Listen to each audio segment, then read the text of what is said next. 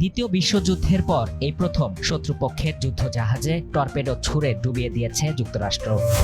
Pentagon দাবি করেছে, ভারত মহাসাগরে মার্কিন সাবমেরিন থেকে ইরানি যুদ্ধজাহাজে টর্পেডো নিক্ষেপ করা হলে জাহাজটি সমুদ্রে তলিয়ে যায়।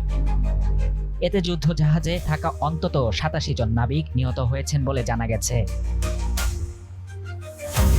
বুধবার এক প্রেস ব্রিফিংয়ে মার্কিন প্রতিরক্ষা সচিব পিট হেগসেথ এবং জয়েন্ট চিফ অফ স্টাফের চেয়ারম্যান জেনারেল ড্যান কেইন এই খবর নিশ্চিত করেন। পেন্টাগনের তথ্য বলছে, অপারেশন এপিক ফিউরির অংশ হিসেবে ভারত মহাসাগরে টহলরত মার্কিন ফার্স্ট অ্যাটাক সাবমেরিন থেকে একটি MK-48 টর্পেডো নিক্ষেপ করা হয়। লক্ষ্য ছিল ইরানি যুদ্ধজাহাজ IRIS ডেনা। টর্পেডোর আঘাতে সমুদ্রে তলিয়ে যায় ইরানি জাহাজটি।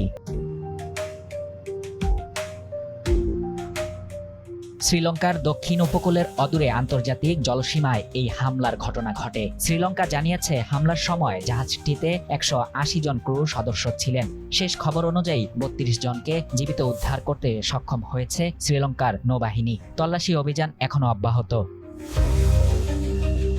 এই হামলাকে নিস্তব্ধ মৃত্যু নাম দিয়ে পিট হেগসেথ বলেন, ১৯৪৫ সালের পর এই প্রথম কোনো মার্কিন সাবমেরিন শত্রুপক্ষের জাহাজকে টর্পেডো দিয়ে ধ্বংস করল। দ্বিতীয় বিশ্বযুদ্ধের পর গত ৮ দশকে মার্কিন সাবমেরিন বহুবার মোতায়েন করা হলেও সরাসরি টর্পেডো ব্যবহার করে শত্রু জাহাজ ডুবিয়ে দেওয়ার ঘটনা আর ঘটেনি। তবে নিরাপত্তাজনিত কারণে সংশ্লিষ্ট সাবমেরিনটির নাম প্রকাশ করেনি পেন্টাগন।